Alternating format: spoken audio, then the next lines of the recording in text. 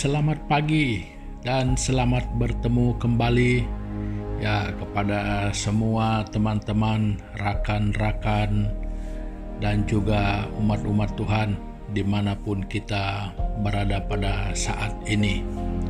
Ya, salam damai sejahtera dari Tuhan kita Yesus Kristus untuk semua kita. Ya, adalah satu sukacita yang besar bagi saya secara pribadi karena masih dapat bersama-sama dengan saudara dan saudari dalam kesempatan ini untuk dapat berkongsi bersama berkat dan kebaikan Tuhan lewat daripada pertemuan ini yang mana kita akan mengongsikan bersama kebenaran-kebenaran firman Tuhan. Nah, jadi oleh itu saudara dan saudari semua, sebelum kita lanjutkan dengan pembacaan daripada Alkitab sebagai dasar kehidupan kita, sebelum kita memulainya pada hari ini, saya sekali lagi mengajak saudara dan saudari semua untuk mengambil waktu ini untuk kita sama-sama menghadap Tuhan di dalam doa kita. Mari kita berdoa bersama-sama. Tuhan Bapa kami yang di surga, di dalam nama Tuhan Yesus, kami bersyukur sekali lagi pada hari ini Tuhan, karena kami dapat bangun dengan baik dari tidur dan istirahat kami sepanjang malam ini pada pagi hari ini. Jadi kami sangat percaya dan sangat yakin bahwa ini semua adalah oleh karena kebaikan Tuhan pada kami. Jadi oleh itu Bapa, kami sangat memuji nama-Mu, kami sangat memuliakan Engkau, karena Tuhan, Engkaulah yang layak menerima segala pujian dan hormat kami. Untuk itu juga Bapa, kami datang kepadamu, kami ingin menyerahkan pada pagi hari ini saudara-saudari kami dan setiap pribadi yang punya kesempatan, baik pada saat yang sama maupun yang akan mendengarkan selanjutnya. Tuhan, kami berdoa supaya lewat pendengaran kami di sana berkat Tuhan akan mengalir melalui perkongsian kami bersama. Jadi dimanapun, jadi kami percaya dan yakin Roh Kudus-Mu akan menolong kami, yang akan selalu memberikan pengertian kepada kami sesuai dengan kehendak Tuhan di dalam setiap individu. Terima kasih Bapa, dan kami menyerahkan waktu ini ke dalam tangan-Mu. Kiranya Tuhan terus memimpin kami sampai kepada selesainya nanti. Kami berdoa dan mengucap syukur hanya di dalam nama Tuhan Yesus, Tuhan dan Juru Selamat kami. Amin. Nah, saudara dan saudari semua, pada pagi hari ini kita mau berkongsi bersama ya daripada satu tema yang saya ingin bawa bersama, yaitu keinginan adalah zon bebas di dalam diri seseorang itu. Nah, jadi pada pagi hari ini saya mau membawa kita mengenal ada bagian-bagian di dalam kehidupan kita secara pribadi yang mungkin kita sudah sangat mengerti, dan ada juga yang mungkin belum sangat mengerti. Nah, jadi pada pagi hari ini agak sedikit menarik sebenarnya. Kenapa keinginan itu dikatakan sebagai satu zon bebas ya di dalam diri seseorang itu, ataupun pada setiap individu, bahwa keinginan itu adalah satu zon bebas yang mana tidak ada pengawalan khusus ya. Jadi keinginan ini kalau umpamanya pada bagian apapun kita mau katakan, kalau mau dikatakan ke kiri, ke kanan juga ada. Kalau mau dikatakan ke depan, ke belakang juga ada. Ya, kalau mau dikatakan ke utara, di selatan juga ada. Kalau di timur, di barat juga ada. Demikianlah umpamanya tentang keinginan yang saya katakan sebagai satu zon bebas pada diri seseorang. Nah, jadi Alkitab membuktikan hal itu, saudara. Jadi kalau kita melihat di Perjanjian Baru dulu ya, di dalam kitab Yakobus pasal yang pertama itu di ayat yang ke-14, dia berbunyi begini: tetapi tiap-tiap orang dicobai oleh keinginannya sendiri, karena ia diseret dan dipikat olehnya. Nah, jadi saudara, keinginan itu ya, di sana dia merupakan pintu masuk bagi masalah ya, pencobaan dan apapun, yaitu karena berasalnya dari keinginan. Nah, jadi kalau kita melihat sejarah ya, di mana merupakan punca manusia jatuh ke dalam dosa, itu berlaku pada Adam dan Hawa, jadi manusia yang pertama. Nah, jadi mereka jatuh karena keinginan mereka. Nah, Tuhan sudah memberikan perintah dan sudah memberitahu mereka. Jadi kalau begitu itu akan terjadi, kata Tuhan. Jadi Tuhan sudah memberitahu dengan jelas supaya jangan makan buah yang dilarang oleh Tuhan. Jadi di sekeliling taman itu banyak buah yang lain. Tetapi kenapa mereka harus memilih yang dilarang? Nah, jadi itu karena keinginan yang tidak terkendalikan. Nah, jadi itulah sebabnya saya katakan bahwa keinginan itu merupakan satu zon bebas. Nah, kalau di dalam Kejadian 3 ayat 6, dan kalau kita melihat juga pada pasal yang kelima dalam kitab Kejadian itu, ayat yang kelima juga sama. Bahwa di sini kita melihat keinginan itu merupakan pintu masuk kepada dosa. Ya. Nah, jadi ini kita melihat dulu ya di perspektif yang mana keinginan itu boleh menghancurkan kita. Keinginan itu boleh membawa kita kepada kemusnahan. Jadi maksudnya di sini adalah keinginan yang salah, keinginan yang tidak terkendalikan. Ya, jadi ini sangat berbahaya sekali. Ya, kalau keinginan, sebab keinginan itu adalah bebas, itu hak bebas. Itu sebabnya saya katakan keinginan itu merupakan zon bebas. Ya, walaupun Tuhan cakap jangan, tetap juga manusia itu selalu mau memilih yang seturut dengan kehendaknya sendiri. Makanya sebagai akibat ya, jadi kita melihat yang pertama itu bahwa keinginan yang tidak terkendali itu, nah itu yang tertulis ya di dalam ayat yang ke-15 dalam kitab Yakobus itu, ayat 15 ya, Yakobus pasal 1 ayat 15. Dan apabila keinginan itu telah dibuahi, ia melahirkan dosa. Dan apabila dosa itu sudah matang, ia melahirkan maut.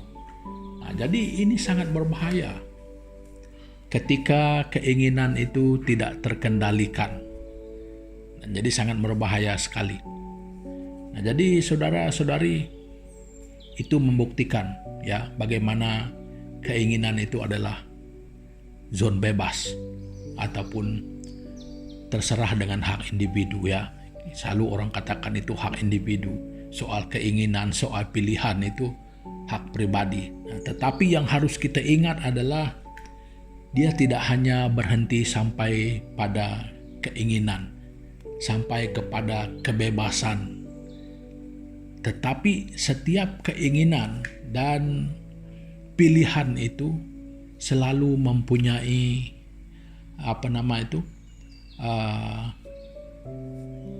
akan mempunyai dampak ya, akan selalu mempunyai kesan. Nah, jadi sebagai dampaknya untuk keinginan yang tidak terkendalikan, dia akan membuahkan dosa. Dan apabila dosa itu sudah matang, ia melahirkan maut. Nah, jadi saudara dan saudari, itu adalah bagian daripada keinginan yang tidak terkendalikan. Nah, jadi kalau kita membaca pula di dalam kitab Mazmur ya, kitab Mazmur, coba kita melihat di dalam kitab Mazmur. Ya, kita buka bersama pada pasal yang ke-73 ya.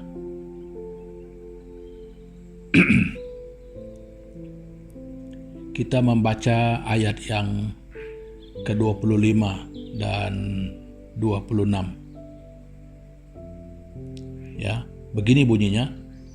Siapa gerangan ada padaku di surga selain Engkau? Selain Engkau tidak ada yang kuingini di bumi. Sekalipun dagingku dan hatiku habis lenyap, gunung batuku dan bagianku tetaplah Allah selama-lamanya. Nah, ini satu gambaran yang kita dapat lihat pada diri si pemazmur, bahwa keinginan hatinya memang hanya pada Tuhan. Nah, ini kita percaya berdasarkan pengenalannya dan pengalaman pribadinya bersama Tuhan. Jadi untuk itu keinginan hatinya memang hanya pada Tuhan. Nah, jadi dia sangat yakin mengapa dia mau menaruh harapannya itu pada Tuhan, kenapa keinginannya hanya pada Tuhan. Karena dia tahu bahwa hanya Tuhan satu-satunya yang boleh menolong dia baik dalam keadaan apapun hidupnya di dunia ini, dan juga yang berkuasa terhadap hidupnya setelah mengalami kematian di dunia ini. Nah, itu yang orang selalu katakan, yang biasa kita dengar tentang kehidupan akhirat, kata orang. Nah, itu kehidupan yang akan datang. Nah, jadi itu sebab keinginan hatinya cenderung hanya kepada Tuhan. Nah, jadi saudara dan saudari, sebagai bagian kedua itu kita melihat bahwa keinginan yang yang terkendalikan adalah merupakan pintu masuk kepada kehidupan yang benar, ya, yang akan menuntun kita kepada jalan yang benar. Nah, jadi saudara dan saudari semua, kita mungkin bertanya, bagaimanakah solusi yang terbaik supaya keinginan hati kita itu janganlah sepertinya satu zona yang bebas sangat, yang hanya suka-suka. Jadi yang masuk pun yang tidak baik pun di sana, yang baik pun di sana. Saudara, itu hakikat. Tetapi untuk mampu mengendalikannya supaya selalu ada yang baik yang mendatangkan kebaikan itu, kita tidak perlu ragu, ya, kita tidak perlu bingung dengan hal itu. Jadi mungkin kita selama ini merasakan bahwa di dalam kehidupan kita mempunyai keinginan yang mungkin tidak terkendalikan. Ya, ini mungkin merupakan kesulitan bagi banyak orang juga. Karena keinginan hati kadang-kadang hubungan kita dengan orang lain boleh jadi tidak baik. Karena keinginan kita dalam hubungan kita dengan suami istri, dengan keluarga, dengan sahabat juga boleh terjejas apabila keinginan kita itu hanya memihak kepada apa yang kita ingini, ya. Jadi kita tidak terlalu mengindahkan apa kata orang. Kita tidak terlalu mengindahkan apa kata Tuhan. Jadi kita selalu ingin menuruti keinginan kita sendiri saja. Jadi kita hanya mau supaya keinginan kita yang terlaksana. Nah, jadi saudara dan saudari, ini adalah bentuk-bentuk keinginan yang tidak terkendalikan. Ya, seolah-olah di dunia ini semuanya mau kita. Ya, semuanya menjadi milik kita. Semuanya mendengarkan kita. Nah, jadi saudara-saudari, ini perlu diawasi. Ya, perlu kita awasi, perlu kita waspadai. Karena pada kenyataannya dari semula bahwa keinginan itu adalah zone bebas, ya. Jadi kalau orang lain selalu mengatakan bahwa itu adalah free will, ya, hak yang bebas, ya. Jadi kehendak yang bebas. Jadi kebebasan berkehendak itu yang selalu cenderung memilih kepada yang tidak benar.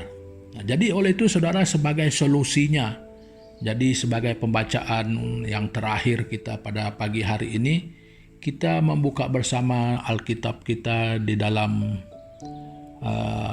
Galatia, ya, kitab Galatia. Kita membaca pada pasal yang ke-20, pasal yang kelima, ayat yang ke-24, ya. Jadi kita membaca ayat yang ke-24. Barang siapa menjadi milik Kristus Yesus, ia telah menyalibkan daging dengan segala hawa nafsu dan keinginannya. Nah, jadi saudara-saudari, untuk menyelamatkan diri daripada keinginan yang tidak terkendali, kita perlu mendapatkan controller untuk mengendalikan keinginan kita. Jadi controller itu adalah Yesus Kristus. Ya, karena apa?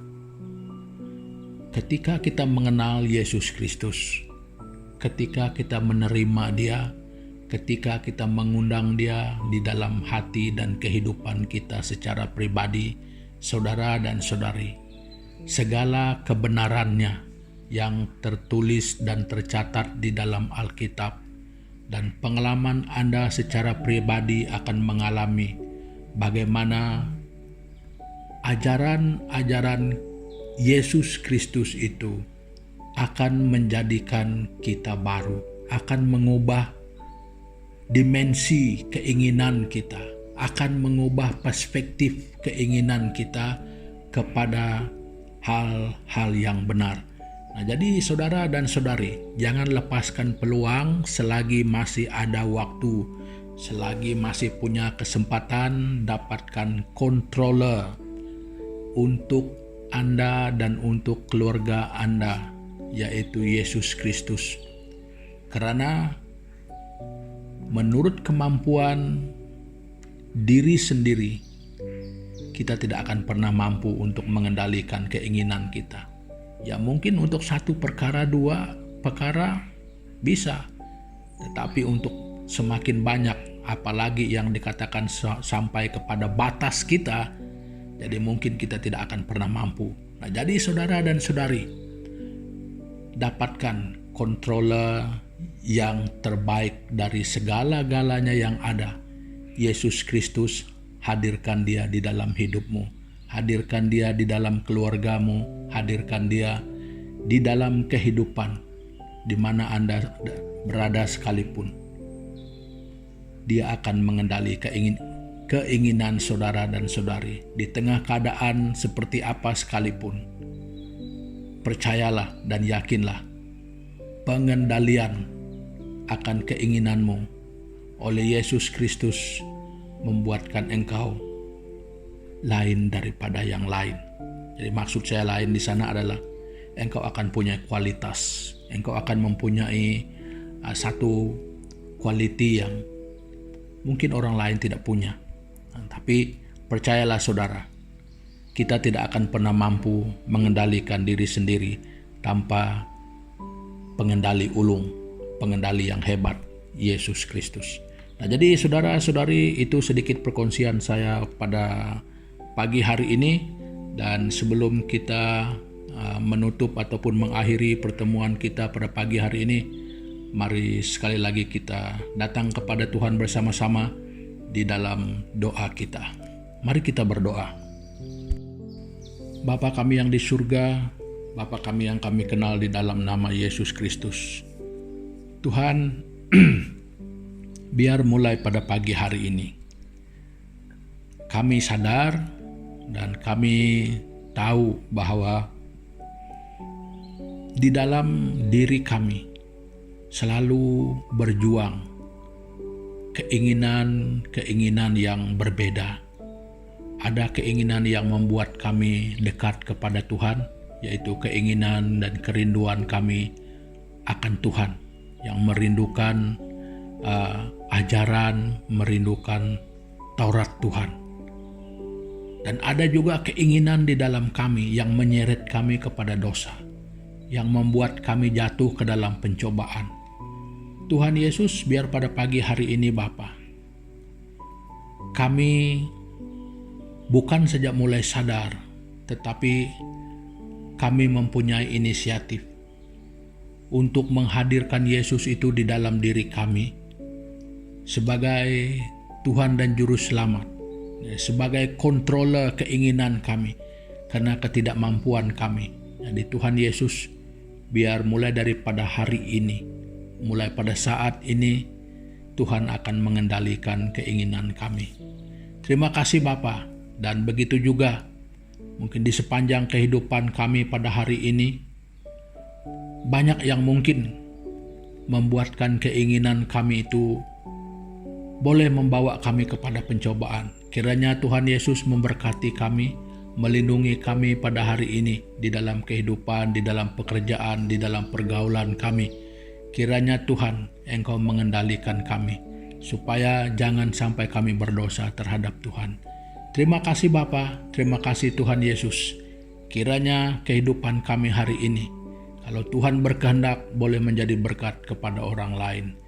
Terpujilah namamu Tuhan. Di dalam nama Yesus Kristus kami sudah berdoa dan mengucap syukur. Amin. Nah saudara-saudari, pertemuan kita untuk pagi hari ini sampai di sini dulu. Jadi sampai kita jumpa lagi pada kesempatan yang akan datang. Terima kasih, Tuhan Yesus memberkati. Haleluya.